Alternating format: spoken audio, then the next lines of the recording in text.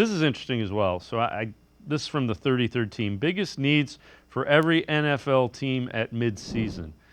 Browns, they go quarterback, offensive tackle, cornerback, and running back. Unless Jameis Winston is the next Geno Smith, Browns need a young quarterback after the Deshaun Watson disaster.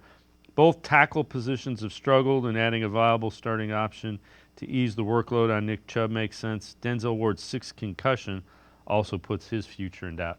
I think you could probably throw wide receiver on there as well, just based on, do we know what Jerry Jeudy and Cedric Tillman are at this point? They look better. Well, that's the beauty of making the move when you're now, because now we actually get to evaluate that. If you would have made this list last week, those are you can't even defense that. Like, yes, they need a quarterback, they need offensive tackle, they need wide receivers. Well, now we see with a functional quarterback in, you actually get to evaluate and see what the priority needs to be when you look at those things. If we get another 2 or 3 games of DeWanda at left tackle, do you still feel strongly that you have to lean that direction? In my opinion, you might want to go guard first because Joel might not be here next year, and you start to change your processes. Wide receivers the same way. There's several in the draft I like, but every year is a good year to draft a receiver. The way these kids are developing coming in, so you're going to pick up a receiver more than likely. But how high do you need to do that? And when I was reading that thing, it was saying unless Jameis is Geno Smith, then you need to get a young quarterback.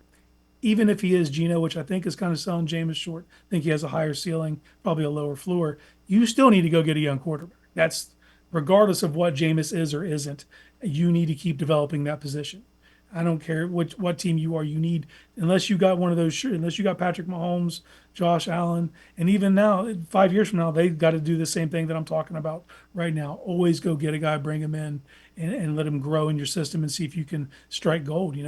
But the cornerback one, that's one to keep an eye on. We know how this team prioritizes that one. That is one that, with Denzel's concussion history, with the regression of Newsome, the slight slippage in play from Emerson too, you got to think about the future, and they've done that every year.